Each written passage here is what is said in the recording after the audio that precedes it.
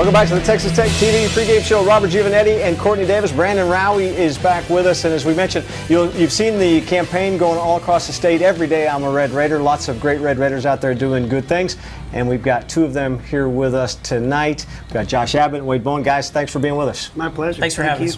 Hey, before we get into the picks, we really want to know what you guys think about this weekend's game, especially tonight's game. Just talk about what's going on with your career. Josh, start with you. Well, right now we are in a kind of a between albums phase. So we've had our current album out for about a year and a half now, and we're writing and preparing for the next record, recording, and hopefully get that out sometime in 2014. Wade? Oh, I thought you'd keep going. You got a little more, didn't you? Well, I can. It's very interesting. No, I just released a new single. It's out on iTunes called Songs About Trucks.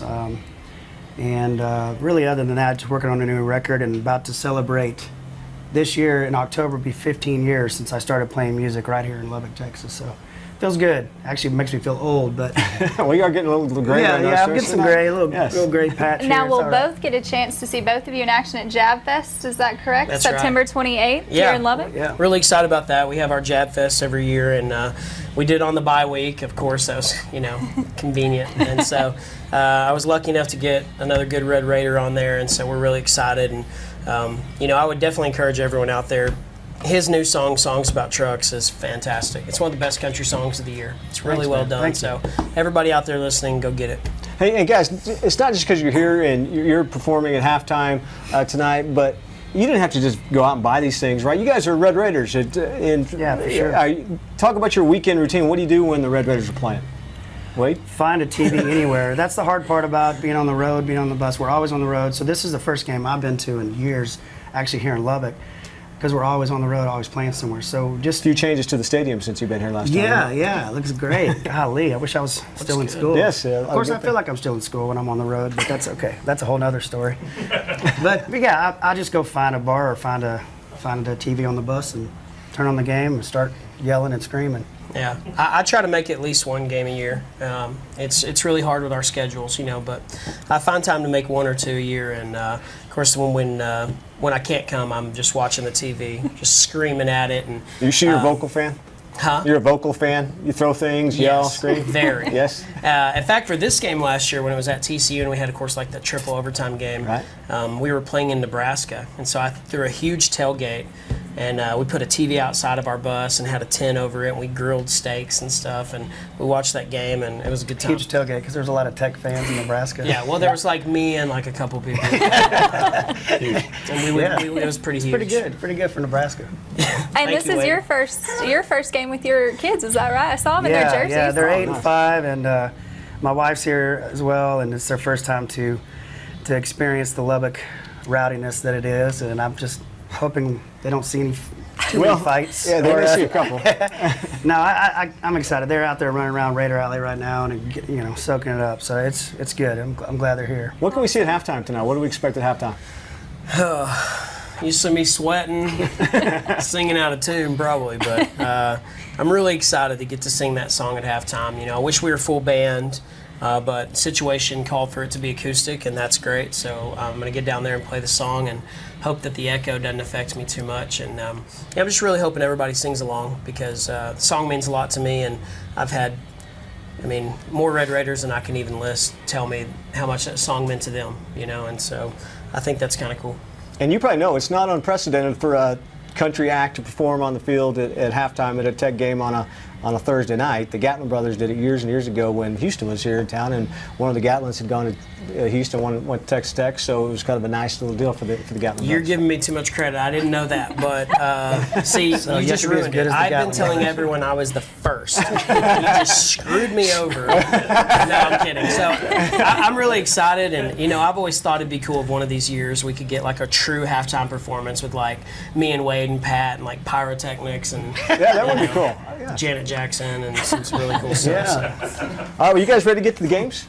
Absolutely. Yeah, Okay, we're going to let Brandon and Courtney break them down first, and let's start with a little rivalry up in the Sooner State, Tulsa at Oklahoma. Yeah, it's been a very different looking Oklahoma team than we've seen in years past. Landry Jones, it's hard to imagine Sooner fans missing a guy like Landry Jones, but gone are the days, maybe at least for a while, of just airing it all out for Oklahoma.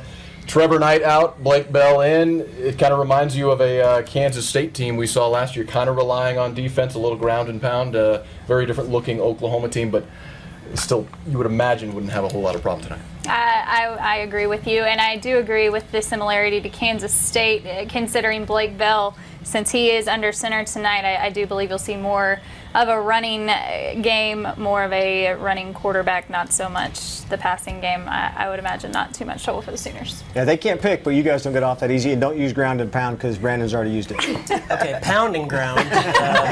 No, I think, it's one of those deals where you'd like to see an upset in the situation, where the little guy like Tulsa has a chance. But the truth is, even though the quarterback play is going to be a little bit different and inconsistent, OU still has the 4-star and 5-star kids on the O-line and the D-line. And in games like this, I think that's where you see a big difference. And I do think that they'll throw it more than they'll run it. I think you'll be surprised. Against a team like Tulsa, I think they'll be able to complete some passes. So I definitely think OU has this by probably 3 or 4 touchdowns. Wait. Yeah, I agree. I agree with everybody. I don't think Oklahoma loses this in-state game at all. I mean, I think they're just too much of a powerhouse for Tulsa. Okay, not a lot of great football being played in Iowa this year, but you got Iowa at Iowa State. So somebody gets to win, Brandon. Yeah, Iowa State has really kind of been a struggle so far for them this year, but for whatever reason, rivalry game, you kind of throw some of these things out. They've won 2 straight over Iowa. Anything could happen in a rivalry game, especially one like this. And you can't count out Paul Rhodes. He's such a great coach, especially in rivalry games, big-time atmospheres. Paul Rhodes knows how to get his kids ready. And you said last week you thought he was going to get this thing turned around. Absolutely. after that rough start. I still stand that same way. I think both teams are pretty terrible, so I'm going to say, who's the home team? It's Iowa State's the home team. Yeah. Is their quarterback back from last year? No. Then I'll go Iowa. Well, he threw us off there. We're asking the home team, and he went the other way. Yeah. Well, that quarterback they had last year, he could really make plays on his feet. You're supposed to know this coming in to this situation. And if he's not See, back, I knew that. what's his name, Barnett? He transferred. Okay, well, see, you guys are screwed at Iowa State. Iowa's going to win this. Yeah, Iowa's coming in. You do like to root for the home team in this situation, but Iowa's going to come in and win this game. All right, so we got 2 Iowas. Kansas at Rice down in Houston, Brandon. Yeah, this a game last year that Rice won on a last-second field goal. Really a really bad loss to start off Charlie Weiss's time there at Kansas. Really the first true barometer, not that South Dakota was much of a barometer for Kansas, but that was their first game of the year last week. Now we kind of get a real barometer as to what we're going to see out of Kansas this year in year 2 of Charlie Weiss. I was impressed with the Jayhawk team that showed up last week. I think it'll now consistency. Do they have the consistency? I think we'll find out at Rice. I'm buddies with the receiver at Rice. His name's Klein Kubiak, and he's a good kid, but I can't remember the last time that Rice was favored against a Big 12 team. Kansas, they're like the new JUCO transfer program, so I feel like they've got a lot of juniors and seniors on the team, and in a situation like this, I think that they'll surprise you. I'll take Kansas. Yeah, why do I have to agree with everything? Can I go first next time? What's that? Okay, You wait, got it. I'm kidding. No, He's doing a way better job than I am, by the way. He's breaking them down. And Yeah, he knows a lot studied more. up. He has more time on his hands. He doesn't have kids. But I go with Kansas on this one. What they showed last week and everything, I think they're going to pull it out. I think it'll be an easy win for them. Typically, the script would be, Kansas State with another nondescript, non-conference opponent. Didn't work for the opener, but they got back on track last week. UMass traveling to Manhattan this weekend to take on Kansas State. You would imagine probably not going to have much of a tough time, you would imagine. But you give up 24 to North Dakota. You give up 27 last week.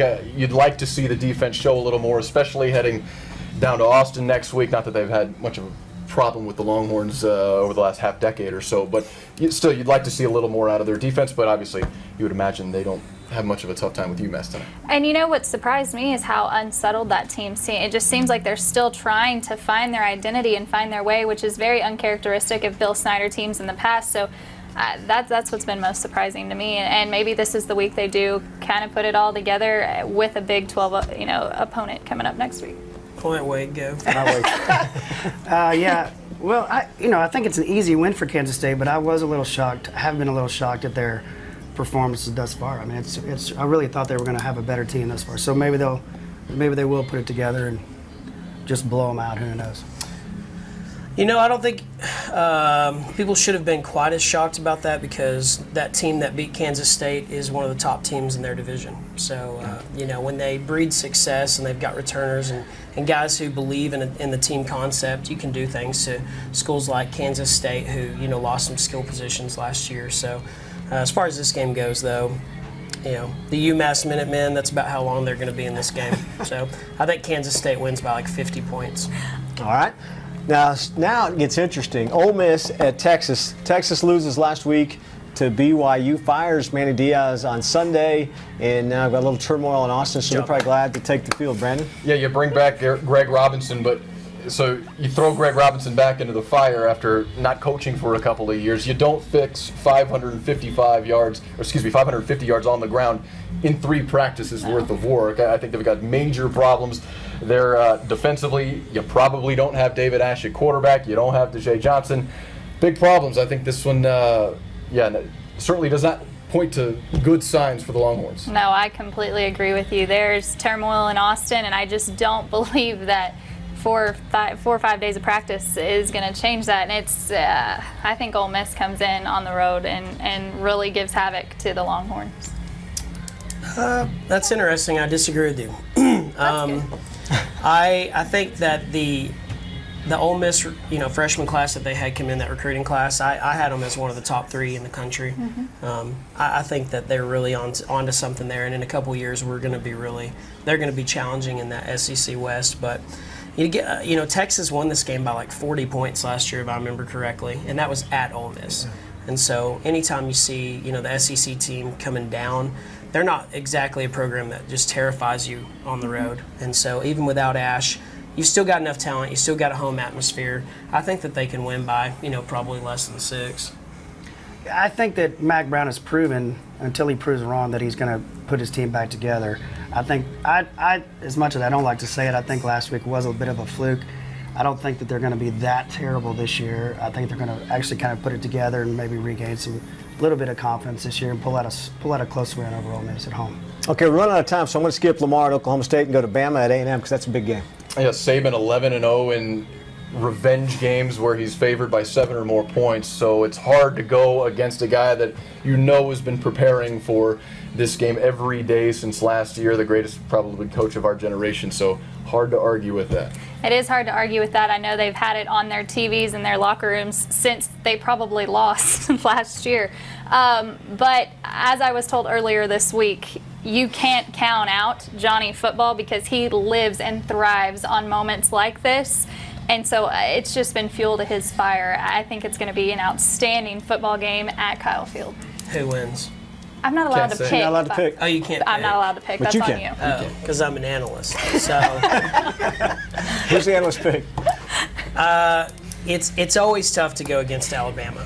And, I don't want to be too biased because I've become friends with Johnny through Cliff, over the past year and a half. And he's a good kid, but, I'll just stick with A&M. I think the Aggies have a lot of fight in them, especially they're going to be riled up for this game. Alabama, they lost a little bit on defense, and I think that A&M, their running game is so great. It doesn't get talked enough. They've got the Ben Molina kid. All right, we got to hurry up, so give us who do you got? We're running out of time. A&M. Hey, I'm analyzing. I'll take A&M by 3. Wade? I hate to say it, but Alabama, I think they're going to run away with this game. All right, guys, and quickly, because we're almost out of time, give us a score tonight for the Tech TCU. Oh, man, the score's tough, but I'll say Texas Tech 26, TCU 24. Trevon Boykin has 4 turnovers, 3 interceptions, and a fumble. And I think our defense holds their running game under 120 yards. Wade? I'll say Tech 33, TCU 20. All right, that's it. Josh Abbott, Wade Bowen, thanks for joining us, guys. Appreciate it. Home field. Courtney Davis, Brandon Rawe, and Robert Giovannetti. Catch us afterwards for the Texas Tech postgame show.